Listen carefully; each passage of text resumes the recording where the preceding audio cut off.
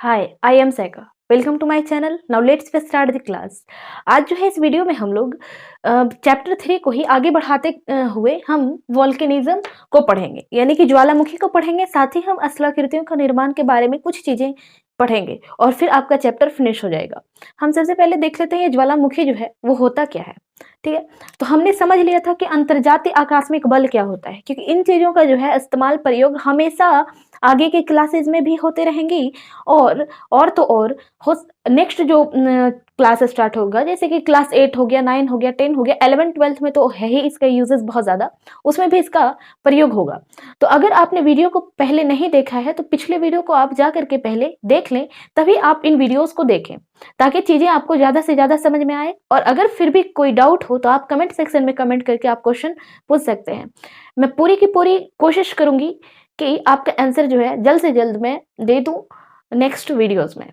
Okay, अब हम class start करते हैं। ज्वालामुखी क्या है? तो ज्वालामुखी जो है, ज्वालामुखी अंतर्जात आकस्मिक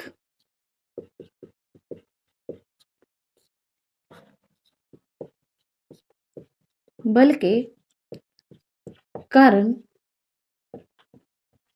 होने वाली एक जटिल प्रक्रिया है।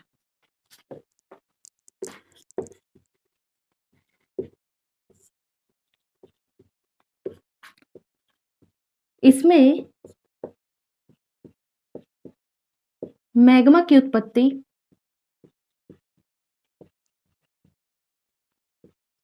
के बाद वह, यानी कि मैग्मा पृथ्वी की सतह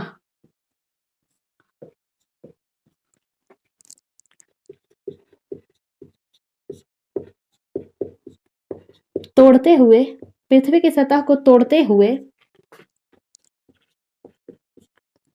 लावा और ज्वालामुखी पदार्थ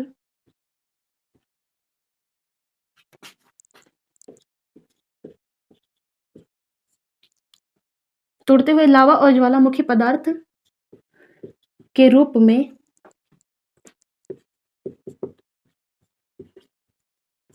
सतह पर आते हैं।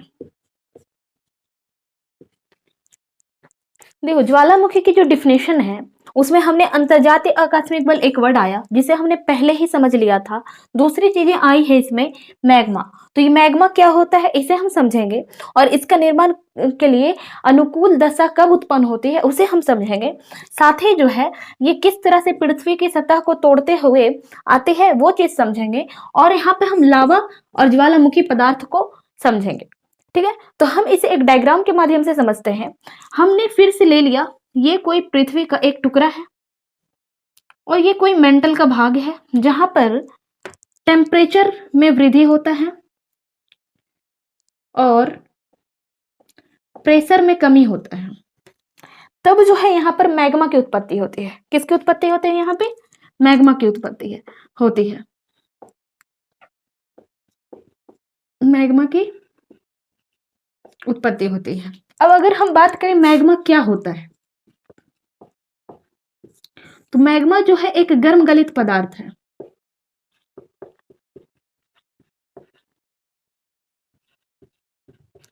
अगर हम बात करें कि इसका जो है कौन सा ये में रहता है, ये तो ये स्टेट में रहता है, तो ये जो है सॉलिड स्टेट में भी होता है, लिक्विड में भी रहता है। यानी कि मैग्मा जो है वो गर्म गलित पदार्थ है, और गर्म गलित पदार्थ में आपका सॉलिड मटेरियल, लिक्विड मटेरियल, साथ ही आपका गैस मटेरियल भी अवेलेबल होता है। ठीक है, यहाँ पर जो सॉलिड स्टेट है, जितना ज्यादा सॉलिड मटेरियल होगा उतना ही ज्यादा मैग्मा जो होगा वो गाढ़ा होगा। यानी कि सॉलिड जो है वो गाढ़ेपन को निर्धारित करता है। मैग्मा के गाढ़ेपन को कौन सा तत्व निर्धारित करता है? तो यहाँ पर जो सॉलिड मटेरियल होगा वो निर्धारित करेगा कि मैग्मा जो है वो कितना गाढ़ा है। ठीक है, अब हम बात कर लेते हैं लिक्विड और साथ ही जो है ये गाढ़ेपन होने के साथ साथ कितना विस्फोटक तरीके से जो है आपका मैग्मा जो है पृथ्वी की सतह पर आता है। बहुत ही आवाज, जितना ज्यादा मैग्मा गाढ़ा होगा उतना ही ज्यादा जो है ब्लास्ट करते हुए, आवाज करते हुए जो है वो सतह पर ज्वालामुखी की क्रिया होती है। ये जो है विस्फोटकता को भी निर्धारित करता है। और अगर अब हम बात कर लें लिक्विड मटेरियल और गैस मटेरियल का, तो ये जो है इसके गति को निर्धारित करता है कि कितने तीव्र गति से जो है वो सतह पर आ रहा है। ये निर्धारित करता है गति को, यानी कि कितना स्पीड में जो है वो सतह को तोड़ते हुए जो है बाहर सतह पे आ रहा है। तो जितना ज्यादा लिक्विड रहेगा और गैस रहेगा उतना ही फास्टली जो है वो ऊपर आएगा। ओके, अब हम बात कर लेते हैं यहाँ पर मैग्मा की उत्पत्ति हुई। तो मैग्मा की उत्पत्ति हुई तो वो सोचेगा कि इतना यहाँ पे आपका प्रेशर कम हो गया, आयतन बढ़ रहा है, उसको सरफेस चाहिए, तो वो सतह को क्या करता है, इतना गर्म रहता है तो वो सतह को तोड़ते हुए ऊपर आता है, कुछ इस तरह से ऊपर आ रहा है। और ये जो प्रोसेस ऊपर आने का है इसको हम कहते हैं इंट्रूजन।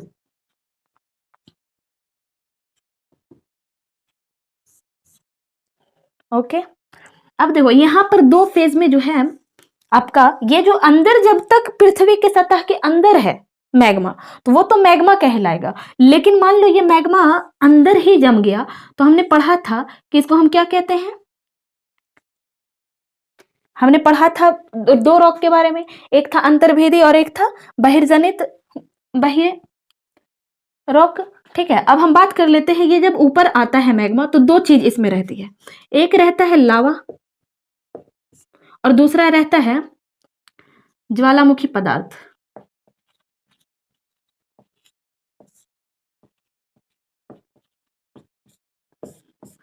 जैसे अब हम बात कर लेते हैं कि ये लावा जो होता है वो किस तरह रहता है। लावा जो रहता है वो कुछ, आप अगर कोई घर बनाते हैं, कोई बिल्डिंग का स्ट्रक्चर बन रहा है, दीवारें बन रही हैं, तो उसमें दो चीज का यूज होता है, एक ब्रिक्स हो जाता है, दूसरा जो उसमें सीमेंट और रेत का जो बनाया जाता है, लिक्विड फॉर्म में जो बनाया जाता है उसको चिपकाने के लिए, दीवार को जो है ईंटों को जोड़ने के लिए जो मसाला तैयार किया जाता है, वो जो है वो जो मटेरियल तैयार किया जाता है वो जो उस फॉर्म में जो होता है सीमेंट। मान लो कि लावा जो है सीमेंट है, ऐसा कोई बात नहीं है कि ये सीमेंट है, लेकिन मानना है कि ये जस्ट लाइक सीमेंट है। और ज्वालामुखी पदार्थ जो है वो जस्ट लाइक ब्रिक मान लेना है। ठीक है, ब्रिक्स मान लेना है। तो अब देखो ये क्या करेगा कि जितना ज्यादा सीमेंट का मात्रा क्या होना चाहिए, ये भी जो होना चाहिए वो बैलेंस्ड होना चाहिए। ज्वालामुखी पदार्थ और सीमेंट का मात्रा बैलेंस्ड होगा तो यहाँ पर जो चोटी बनेगा, इन दोनों को मिल करके क्या होगा कि ऊपर एक चोटी का निर्माण होगा, यानी कि एक पहाड़ी संरचना टाइप के एक शंकु का निर्माण होगा। कुछ इस तरह से एक शंकु का निर्माण होगा जिसको हम ज्वालामुखी शंकु कहते हैं। ठीक है, तो उसको हम आगे देखते हैं। अब हम देख लेते हैं ज्वालामुखी शंकु जो है उसका निर्माण कैसे होता है। हम ले लेते हैं ये सतह है, पृथ्वी का सतह, जिसको हमने कहा था कि स्थल मंडल है। ठीक है, ये आपका स्थल मंडल हो गया। ओके, और यहाँ पर मान लो मैग्मा की उत्पत्ति हुई, यहाँ पे किसकी उत्पत्ति हुई, मैग्मा की उत्पत्ति हुई। ओके, अब ये जो है इसका जो है मैग्मा के क्या होगा, अंतर्वेदन होगा, यानी कि इंट्रूजन होगा,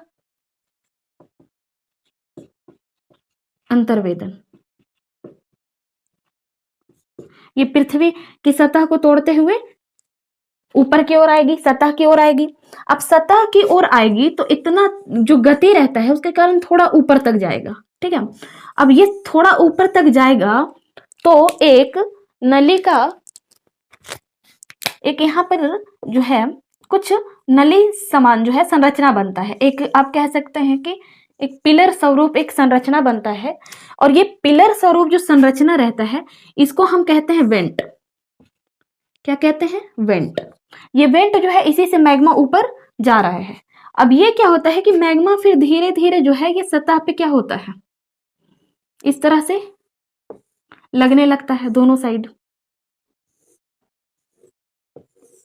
ओके, अब देखो यहाँ पर सबसे पहले जो संरचना जब बन रहा है, तो देखो घर का जब निर्माण होता है, जब दीवार बनती है, तो सबसे पहले चिपकाने के लिए सीमेंट की आवश्यकता होता है।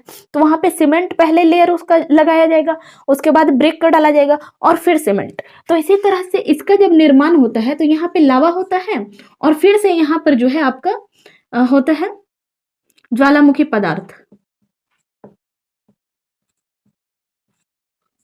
मुखी पदार्थ। ओके, लावा, ज्वालामुखी पदार्थ, फिर से लावा और फिर यहाँ से ज्वालामुखी पदार्थ, फिर लावा और फिर इसी तरह से ज्वालामुखी पदार्थ। और यहाँ पर इतना ज्यादा जो गिरते गिरते एक टाइम ऐसा आता है कि यहाँ पर एक गड्ढा बन जाता है, एक जो है इस तरह से एक संरचना बन जाता है, जो मुहाना होता है, जो ज्वालामुखी शंकु है उसका एक मुंह बन जाता है, जहां से मैग्मा जो है निकल रहा और फिर इधर इस तरह से ढाल ढाल होकर के उधर चला जा रहा। इसी तरह से इधर भी लावा होगा, फिर यहाँ पे ज्वालामुखी पदार्थ होगा, लावा होगा, ज्वालामुखी पदार्थ होगा, लावा होगा, इस तरह से ज्वालामुखी पदार्थ होगा। ओके, अब ये जो मुहाना बनता है ना, ये कुछ गड्ढा नुमा संरचना बन जाता है और जब लावा निकलना बंद हो जाता है, ज्वालामुखी की प्रक्रिया जब स्टॉप हो जाती है, बारिश होती है, तो ये जो संरचना बनता है यहाँ पे झील बन जाता है एक तरह से, क्योंकि यहाँ पर क्या होता है, पानी जो है वो जम जाता है और इसको हम कहते हैं क्रेटर।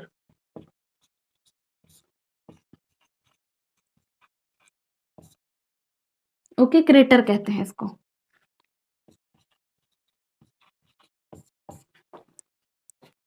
समझ में आ गया? इसको वेंट कहते हैं, इसको क्रेटर कहते हैं और ये जो है वो आपका शंकु हो गया। और ये टोटल जो हो गया, जो संरचना बना वो आपका ज्वालामुखी शंकु, वोल्केनिक कोन। आपको जो है ज्वालामुखी में अभी फिलहाल इस क्लास में आपको इतना ही पढ़ना है। आगे हम इसके बारे में और डिटेल, आगे के क्लासेस में हम इसके डिटेल में पूरा चर्चा करेंगे। और भी चीजें हैं इसमें जिसको हम समझ सकते हैं और समझना चाहिए। तो इस क्लास में फिलहाल आपको इतना समझना ही है, तो इतना ही मैं बताती हूँ। अब हम नेक्स्ट जो चीजें जानेंगे वो हम जानेंगे कुछ प्रमुख स्थलाकृतियों का निर्माण। ओके, तो हम देख लेते हैं। हाँ, तो अब हम देख लेते हैं प्रमुख स्थलाकृतियों को। इस चैप्टर में आपको जो प्रमुख स्थलाकृतियां पढ़ना है वो ये है, कुछ इस तरह है। वाटरफॉल यानी कि जलप्रपात को आपको पढ़ना है। फिर दूसरी चीज जो है वो मिंडर्स है यानी कि विसर्प है। ऑक्सबो लेक है, इसके बारे में हम कुछ जानेंगे। लेवेस है, इसके बारे में। डेल्टा, ठीक है। सी केव यानी समुद्री गुफा को जानेंगे। सी अर्चेज यानी कि तटीय मेहराब को जानेंगे। फिर जो है स्टैक्स यानी स्टैक को समझेंगे कि क्या होता है ना, इसकी जो है आकृति वो कैसी होती है, ये कहाँ पे होता है। सी क्लिफ, ये जो है हम समुद्री भृगु के बारे में जानेंगे। ग्लेशियल मोरेन्स, ये जो है आपका हिमोड होता है, इसके बारे में हम समझेंगे। सैंड ड्यून के बारे में, बालू टिब्बा के बारे में जानेंगे। फिर जो है लोएस को समझेंगे कि ये क्या होता है। ओके, तो हम एक एक करके समझ लेते हैं कि वाटरफॉल का निर्माण कैसे होता है। तो ये जो है ना, वाटरफॉल, मिंडर्स, ऑक्सबो लेक, लेवेस, डेल्टा, ये सब जो है नदी के बहाव के कारण इन सब स्थलाकृतियों का निर्माण होता है। जैसे कि कोई नदी, मान लो कि हिमालय की चोटी से कोई नदी निकल रही है, हिमालय ही मान लो गंगा ही नदी जो है वो निकल रही है, तो निकलती है और मान लो कोई जो है एकदम सीधा, एकदम स्ट्रेट ढाल जिसको कहते हैं, कुछ इस तरह से कोई ढाल होता है एकदम सीधा, ठीक है। ये ऊपर सतह है, कुछ इस तरह से एकदम स्ट्रेट जो ढाल है, वहां से पानी क्या हो रहा, गिर रहा, एकदम स्ट्रेट ढाल से गिर रहा। तो ये जो स्ट्रेट ढाल से जब नदी जो गिर रही होती है, तो ये जो बनाता है यहाँ पर आपका झरना यानी कि वाटरफॉल, या तो फिर आप इसको कह सकते हैं जलप्रपात, ठीक है। वाटरफॉल का निर्माण होता है जब ये नदी निकलते हुए, यहां से निकलते हुए फिर ये मैदानी क्षेत्र में आ गई। ओके, तो मैदानी क्षेत्र में ये एकदम स्ट्रेट तो आएगी नहीं, कुछ इस तरह से संरचना जो है बनाते हुए वो मैदानी क्षेत्र में आती है। ओके, तो ये जो टेढ़ा मेढ़ा जो संरचना बनाते हुए नदी आ रही है मैदानी क्षेत्र में, ये जो संरचना बनाता है इसी को हम कहते हैं मेंडर्स, ठीक है। यानी ये मेंडर्स यानी कि आपका हो गया विसर्प। ओके, विसर्प। विसर्प देखो, सर्प से आप याद रख सकते हैं, सर्प जो है कैसे चलता है, कुछ इस तरह से चलता है ना, सांप, सर्प। तो इस तरह से विसर्प हो गया, ये विसर्प संरचना बनाती है। जब ये मैदानी भाग में नदी प्रवेश करता है तो इस संरचना में जो है वो आगे बढ़ता है। ओके, अब क्या होता है कि ये जो भाग होता है, कोई भाग जो होता है, धीरे धीरे जब नदियां बह रही है, अपने साथ जो है बहुत सारा जो सेडिमेंट्स है, अवसाद है, उसको जो है निक्षेपित करके इसको जो है बहाते हुए यहाँ पर लाती है। और उसके बाद यहाँ पे कहीं पे निक्षेप करते करते जो है कुछ टाइम ऐसा होता है कि यहाँ पर मैदानी भाग बन जाता है। ठीक है, तो मैदानी भाग बन जाता है और कुछ जो है ये इस तरह से अलग हो जाती है, ये भाग जो है वो अलग हो जाती है धीरे धीरे। और ये क्या कर देता है, यहाँ पर बीच में तो है सतह आ जाता है और किनारे में क्या हो जाता है, वो मैदानी भाग ये अलग हो जाता है, ये वाला भाग, ठीक, कट करके अलग हो जाता है। तो ये निर्माण कर देता है चाप झील का। किसका? चाप झील का। चाप झील देखो, इसको हम कहते हैं इंग्लिश में ऑक्स बॉल लेक, यानी कि एक जो ऑक्स होता है उसका जो निकला हुआ रहता है पीठ पे कुछ इस तरह से कुबड़ टाइप का, इसी तरह से संरचना ये लेक का बन रहा है, इसलिए इसको हम इस तरह से हम इसको याद रख सकते हैं, oxbow sorry, oxbow lake. Okay, अब हम देख लेते हैं डेल्टा क्या होता है। अब ये जो होता है कभी कभार जो बहुत ज्यादा पानी का, जैसे कि बारिश का मौसम है, ये बहुत ज्यादा जो है वो पानी का बहाव हो जाता है और इतना ज्यादा पानी आने लगता है कभी कभार कि वो नदी के जो भाग है उससे भी ज्यादा जो है, उसके तट से भी ज्यादा उसका बहाव हो जाता है और इस तरह से जो इसका आसपास का जो एरिया है वहां पर बाढ़ की स्थिति उत्पन्न हो जाती है, आसपास का इलाका। और हम आए दिन जो है बरसात के मौसम में ये सुनते रहते हैं कि इस नदी के किनारे बाढ़ आ गया, यहाँ के गांव जो है वो पूरे के पूरे डूब गए, यहाँ पर बहुत सारे घर जो थे वो पानी से डूब गया, कई लोग मर गए, किसी की जान माल की हानि हो रही है। तो बाढ़ के कारण ये सब जो है बरसात के मौसम में हम आए दिन न्यूज में इस तरह की घटनाएं देखते रहते हैं। और उसका रीजन यही होता है कि जल का जो प्रवाह हो जाता है या उसमें बहुत ज्यादा प्रवाह हो जाता है, इतना ज्यादा हो जाता है कि वो नदी के तट से भी ज्यादा ऊपर फ्लो करता है और इतना ज्यादा फ्लो करने के कारण जो है फ्लड की स्थिति उत्पन्न हो जाती है, यानी कि बाढ़ की स्थिति उत्पन्न हो जाती है। अब हम बात कर लेते हैं कि ये फिर क्या होता है। हम जानते हैं कि नदी जो है बहते बहते जो है कहाँ तक जाता है, कहाँ, या तो कोई खाड़ी में जाकर मिलता है या कोई समुद्र में मिलता है जाकर के। ठीक है, तो कोई समुद्र में मिलता है तो देखो यहां से बहुत स्पीड आ रहा था, बहुत स्पीड गति से एकदम जहां से निकल रही थी, ठीक है, और फिर धीरे धीरे जो आता है तो उसका जो बहाव होता है वो स्लो हो जाता है, नदी का बहाव क्या हो जाता है, स्लो हो जाता है। और स्लो हो जाता है फिर जब समुद्र का, ये मान लो आपका समुद्र है, यहाँ पर नदी को मिलना है। ओके, तो नदी को जहां पर मिलना है वहां पर आते आते नदी जो होता है इसका ये मुंह जो है कई सारे पार्ट में बट जाता है। ओके, और फिर इस तरह से जो है समुद्र में मिलता है। इसका जो मुहाना होता है वो स्लो होने के कारण कई भाग में बट जाता है और जो अवसाद ये साथ में अपने साथ ला रहा था, जो अवसादें अपने साथ साथ में ला रहा था उसको जो है निक्षेपित कर देती है आसपास के एरिया में। ये आपका समुद्र है, ये एरिया में मान लो निक्षेपित कर दी, ठीक है, यहाँ से जो है वाटर आपका ये वाला जो है इसे ये मुहाने से ये मुहाने से ये मुहाने से, एक ही नदी जो है कई सारे जो है मुहाने बना देते हैं, उपनदियां बना देती है या तो इस तरह की चीजें बना देती है। तो ये जो होता है ये वाला पार्ट जो होता है जहां पर अवसाद क्या कर देती है, निक्षेपित, पानी का बहाव बहुत स्लो होने के कारण जो अवसाद वो साथ में लाती है वो किनारे क्या कर देता है, जहां पे कम होता है तो वो वैसे ही वो अवसाद को छोड़ते हुए, कुछ लेते हुए अपने साथ आती है, कुछ छोड़ते हुए निक्षेपित करते हुए आती है। तो वो जो होता है यहाँ पर जो निर्माण हो जाता है जो स्थल का नदियों के बीच में, यही जो होता है आपका डेल्टा होता है, यही जो भाग होता है वो क्या होता है, डेल्टा होता है। ठीक है, और ये जो भाग जिससे पानी जो है अलग अलग जो कई सारे मुहाने में बट गया, यही जो पार्ट है इसको हम कहते हैं लेवेस, यानी कि वितरिका। क्या कहते हैं? लेवेज यानी कि वितरिका। ओके, आई होप कि आपको ये चीजें समझ में आ गई होंगी। अगर फिर भी कोई डाउट है तो आप कमेंट सेक्शन में कमेंट करके क्वेश्चन पूछ सकते हैं, ताकि मैं नेक्स्ट वीडियो में आपको या तो फिर किसी वीडियो में अलग से उस टॉपिक पे वीडियो बना करके उसका और डिटेल बता दूं। ओके, अब हम बात कर लेते हैं सी केव क्या होता है, सी एच क्या होता है, स्टैक्स क्या होता है, सी क्लिप्स क्या होता है। ये जो 4 टॉपिक हम पढ़ेंगे, ये नदियों के बहाव के कारण स्थलाकृतियों का निर्माण हुआ था। अब हम ये जो निर्माण होता है वो समुद्र में होता है, सागर में होता है, महासागर में होता है, ऐसी स्थलाकृतियां देखने को मिलती हैं।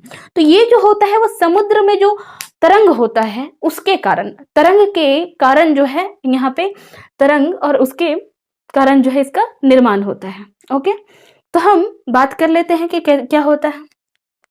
अब इन स्थलाकृतियों को जो है हम समुद्री तरंग के कार्य पर डिपेंडेंट पढ़ेंगे। तो समुद्री तरंग जो होता है उसका काम मेनली जो होता है वो स्थलीय भागों का इरोजन करना और डिपोजिशन करना, ठीक है, यानी कि अपर्दन और निक्षेपण का कार्य करता है। तो हम बात कर ले पहले निक्षेपण का। तो निक्षेपण के कारण जो है कुछ स्थलाकृतियों का निर्माण होता है, कुछ इस तरह से जो है आपको ये समुद्रों में जो है कुछ पत्थर का कुछ थोड़ा बड़ा बड़ा आकृति आपको दिखने को मिलता है, ठीक है। तो ये जो आकृति होता है, समुद्र में आपको बहुत सारे पत्थरों का जो है चीजें दिखने को मिलता है। तो उसका जो निर्माण होता है वो या तो ज्वालामुखी के कारण होता है या तो फिर आपका हो जाता है यही निक्षेपण के कारण वो आकृतियां का निर्माण होता है, ठीक है। अब हम बात कर लेते हैं निक्षेपण का, तो हमने समझ लिया। अपर्दन जो है इसमें मेन हमको पढ़ना है। तो अपर्दन में क्या होता है कि वो जो है जो सेल है या तो फिर जो स्थलाकृति है ऑलरेडी, उसको क्या करता है, निक्षेपित करता है, यानी कि उसको कन्वर्ट कर देता है सेडिमेंट्स में, तोड़ फोड़ करके उसको टुकड़े में कन्वर्ट करके उसको सेडिमेंट्स में कन्वर्ट कर देता है। और वो पार्ट जो होता है वो अलग दूर चला जाता है, ठीक है, अलग हो जाता है। तो अब देखो तरंग जो है, समुद्री तरंग के कारण क्या होता है, इस तरह की जो स्थलाकृति वहां पे जो छोटे छोटे माउंटेन्स टाइप जो संरचना रहता है उसको क्या कर लेता है कि खूब ज्यादा जो है तरंगे यहाँ पे लग रही, एक टाइम घिसते घिसते ये जो रॉक होता है गुफा का निर्माण कर देता है। किस चीज का निर्माण कर देता है, ये गुफा का निर्माण कर देता है। यहाँ पे गुफा का निर्माण हो जाता है। किसके कारण निर्माण हो जाता है, तो आपका समुद्री तरंग जो है बार बार जो है जल की धारा खूब ज्यादा इस पे तेज ये लगाएगी, तो यहाँ पर से जो सेडिमेंट्स है वो टूट फूट करके ये जो रॉक्स है वो अलग हो जाएंगे, ठीक है। तो यहाँ पर इरोजन की क्रिया होती है और वो अलग हो जाते हैं सेडिमेंट्स, और यहाँ पर जो है समुद्री गुफा का निर्माण हो जाता है। फिर भी उस पर लगातार वो प्रक्रिया जारी रहती है, और कुछ टाइम बाद जो है, कुछ टाइम मतलब ऐसा नहीं कि 5 मिनट 10 मिनट, इसमें सालों लग जाते हैं ये चेंजेस आने में। फिर क्या होता है, ये भी जो होता है पूरे अंदर इसमें पूरा का पूरा क्या कर देता है, होल कर देता है, ठीक है। ये जो गुफा है वो पूरा का पूरा इसमें क्या हो जाता है, होल हो जाता है, यानी कि दोनों तरफ से धाराएं जो जल है वो प्रवाहित हो सकती है, ठीक। तो ये तो आपका क्या हो गया, सी केव हो गया, ओके। और जो पार हो जाती है, यानी कि धीरे धीरे उस पर फिर से जल धारा जो है लगातार लगती रहती हैं, वो धाराएं लगती रहती हैं, तरंग के कारण जो है यहाँ पे होल हो जाता है, होल हो जाता है, यानी कि इधर का जो वाटर है वो दूसरे साइड चला जाता है, दूसरे वाला इधर बहाव करके आ जाता है, ठीक। तो ये जो इसको हम लोग कहते हैं मेहराब, क्या कहते हैं, मेहराब, समुद्री मेहराब, ठीक है, ये तटीय मेहराब कह सकते हैं। ये आपका तटीय मेहराब का निर्माण करता है। एक टाइम ऐसा आता है कि धीरे धीरे पूरा ऊपर जो है खाली कर देता है, पूरा का पूरा जो है सिर्फ एक क्या बचता है, दीवार बचता है। ये पूरा का पूरा क्या कर देता है, तोड़ इस पे जो है लगातार तरंगे जो है लगती रहती हैं और ये अलग हो जाता है, और कुछ इस तरह से एक दीवार इधर बच जाता है और दूसरा दीवार इधर बच जाता है। तो आपको इस तरह की जो है स्थलाकृति समुद्र में जो है देखने को मिल जाती हैं। तो एक सिर्फ स्ट्रेट जो है आपको पत्थर दिखेगा, ठीक है। तो ये जो पत्थर जो होता है, जो एकदम स्ट्रेट पत्थर जो होता है वो इन सब चेंजेस के बाद बना, और ये जो स्ट्रेट पत्थर जो आपको दिखाई देता है इसी को हम कहते हैं स्टैक्स। अब हम बात कर लेते हैं सी क्लिप का। तो सी क्लिप क्या होता है कि लगातार जो है वही अपर्दन की क्रिया के कारण लगातार ये भी टूट फूट जाता है और ये जो है निक्षेपित होकर के दूसरे जगह वो चला जाता है, तो वो हो जाता है आपका सी क्लिफ हो जाता है। ओके, अब हम बात कर लेते हैं ग्लेशियल मोरेन का। तो देखो, ये ग्लेशियर हमने पढ़ा था कि हिमनद, हिमनद क्या था, तो बर्फ की नदी, बर्फ की नदी। तो बर्फ वाली जो नदी होती है, ग्लेशियर जहाँ पे होता है, जहाँ पे बहुत ज्यादा बर्फ जमा हुआ होता है, वहां पे होगा। तो ये क्या होता है, जब पिघलता है, पिघलता है तो पिघलने के साथ मान लो ये आपका क्या है, बर्फ है, बर्फ जमा हुआ है, ठीक। उसका नीचे तो रॉक्स होंगे ना, उसके नीचे नीचे तो सेल्स होंगे। ये तो सेल्स का बना होगा, शैलों का बना होगा, रॉक्स होंगे, रॉक्स या तो फिर कोई असलाकृति होगा, मिट्टी मिट्टी का बना हुआ, ठीक। और इसके ऊपर जमा हुआ है बर्फ। जब ये लेयर पिघलता है, पिघल पिघल करके पिघल के जब वो नीचे आता है, तो क्या होता है कि यहाँ पर ये जो सेल है वो धंसता है। और जब ये बर्फ पिघल जाती है, जैसे कि वो या तो गर्मी के टाइम पे पिघल सकती है, या तो फिर वो किसी भी कारण से टेम्परेचर बढ़ गया, या अभी तो आपको पता ही होगा कि टेम्परेचर लगातार बढ़ ही रहा है ना, ग्लोबल वार्मिंग की घटना देखने को मिल रही है, लगातार टेम्परेचर जो है 1 डिग्री अभी जो है बढ़ गया। अभी उस पर रोकने के लिए कई सारी कार्रवाई जारी है, तो उसके बारे में भी हम एनवायरनमेंट के सेक्शन में पढ़ेंगे ही, ठीक है। तो ये जो क्या करता है, सेलों को गड्ढा, यहाँ पे एक गड्ढा संरचना बना देता है, एक झील नुमा संरचना बना देता है, और ये जो है एक सुंदर सा झील बन जाता है। यही वजह है कि हम लोग जब जाते हैं घूमने के लिए, घूमना पसंद करते हैं, बर्फीली जगह जो है वहाँ पे घूमना पसंद करते हैं, जैसे कि कश्मीर आप जाते हैं, मसूरी जैसे जगह चले जाते हैं उत्तराखंड में, हिमाचल प्रदेश चले जाते हैं, ये सब एरिया जो है सिक्किम चले जाते हैं, तो वहाँ जाते हैं तो वहाँ आपको इस तरह की संरचना देखने को मिल जाती है, और ये बहुत ही खूबसूरत वादियाँ देखने को मिलती हैं यहाँ पे। तो ये खूबसूरत जो है झीलें भी देखने को आपको मिल जाएंगी, और उसका निर्माण कैसे हुआ ये चीज हम यहाँ पे समझ गए, क्योंकि यहाँ पर लगातार जो है इरोजन की प्रक्रिया चल रही है, यानी कि अपरदन हो रहा है, ठीक है। इसी के कारण जो है ये रॉक्स जो है घिस घिस करके जो है वो गड्ढा हो जाता है, और वहां पर जब टेम्परेचर बढ़ता है तो बर्फ पिघल जाती है और जल से वो गड्ढा भर जाता है, वो झील नुमा संरचना है वो भर जाता है और झील बन जाता है, ठीक है। तो ये सुंदर झील का निर्माण कर देता है, ठीक।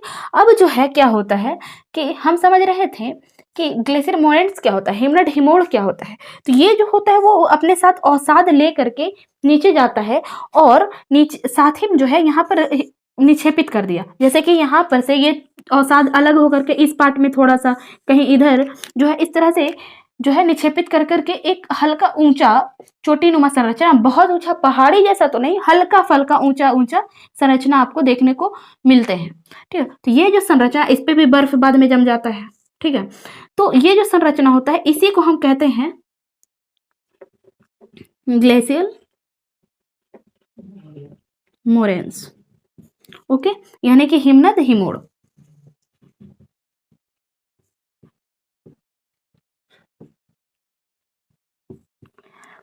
अब हम चलते हैं रेगिस्तान का सैर करने, ठीक है। रेगिस्तान में आपको जो स्थलाकृतियां मिलती हैं उसके बारे में हम बात कर लेते हैं। आप देखते होंगे कि बहुत बार गर्मी के टाइम पे या बहुत तेज आंधी तूफान आने के कारण बहुत ज़्यादा हवा ब्लो वहाँ करते ही रहता है, तो वाइंड के कारण जो है बालू की जो रेत, हल्के कण जो पार्टिकल्स होते हैं वो एक स्थान से दूसरे स्थान उड़ के जाते रहते हैं, और जहाँ पर और किसी तरह से एक जगह पर क्या होता है, कभी इस तरह से जो है बालू में क्या कर देता है, संरचना जो है बनाता है, बालू जमजम करके कुछ इस तरह से संरचना बनाता है, और इस तरह देखने को मिलती है। एक मिनट इसे इरेज कर देते हैं, देखो इस तरह की संरचना आपको बालू के क्षेत्र जो है वहां पे आपको दिखने को मिलता है, ठीक है। तो ये जो बालू का जमा हुआ जो ढेर है इसी को हम कहते हैं सैंड ड्यून, यानी कि बालू टिब्बा।